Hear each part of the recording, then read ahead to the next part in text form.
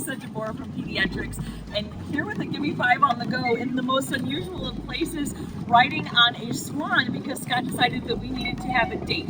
So we're on Lake Eola in Orlando right now, and we were reminiscing about back in Indiana when we used to have swans, and a lot of people think that swans are just so beautiful and gentle, but they're actually quite mean. And one of the interesting things, like, people are attacked and killed by swans, as insane as that sounds. I know hippos are like the #1 most dangerous animals, but nobody would ever think of a swan. And so we started talking about it, but our swans' names were Killer and Destroyer. And that was, they actually attacked my nephew once. Thankfully he was okay. But it brought up another point of how often we have situations where animals will attack, because any kind of an animal that feels threatened, even if it's like a docile, service dog, if it feels threatened, it will bite. So hopefully you will never encounter a swan attack.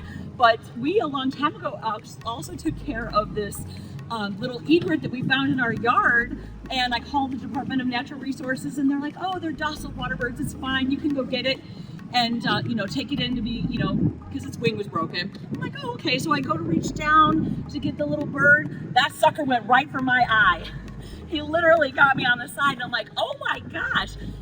So anyway, we were able to wrangle the bird, and it got its wing repaired, and all was good. But it was a good reminder of any animal, if provoked, will try to protect itself. So Scott and I are out on the boat, and we're talking about all these crazy things because you can't ride in a swan boat without reminiscing about weird things.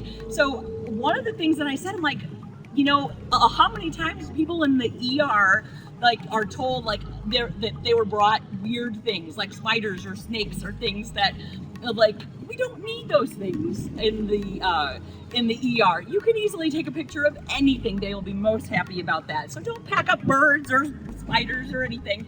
And also a good reminder is don't forget that poison control will actually help you with things like that. They are really wonderful and a great resource, along with the zoo. If it's something unusual and you need some help, there are some great resources out there. So I told Scott, why don't you talk a little bit about the treatment of it, and I'll take the crazy, yes, I really did get attacked by a docile water bird story. So I'm gonna turn it over to Scott and let him do the rest of the story of some cool treatment things to remind you of what you're gonna do with these patients. Hey, Scott. So the question that comes into play is simply when you're like Lisa, who had the docile water bird, who went out and literally tried to eat her eyeball. The question that comes into play is simply, well, what the heck do we do with it? And remember, you've got two options. First of which, far more commonly, is when you've got a kid who's got a corneal abrasion, otherwise known as a scratch eyeball, right? And with that, you're going to give them pain meds, you goop them up with antibiotics, and we don't patch them nearly as often as we used to. But, quick reminder that do we patch one eye or both? And the answer is one. Now, if they scratched both, absolutely patch both. But, again, if you're going to patch, we don't do it nearly as often as we used to. But we only, as a rule, patch one. And the reason is simple. If you patch both, you now made the kid become legally blind. Now, the difference, though, is if, again, your docile water bird went ahead and actually seriously messed up the eyeball.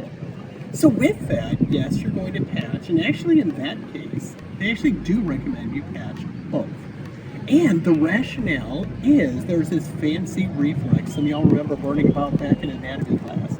And what it involves is simple. You can move your right eye, and if you move your right eye, your left eye is going to move to keep up with it. So that's why we patch both, because if you just patch one and the other eye is looking around, well then the other side is going to move as well.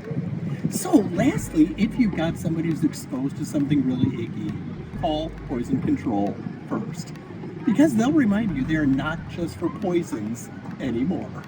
And number two is, interestingly, in the rare event you've got this, they can actually put you in touch with somebody at the zoo. Because calling the zoo at 2 o'clock in the morning, you know what, you may or may not find the person you actually want. And your local zoo may not actually have all the resources that the big zoo a couple times over actually has.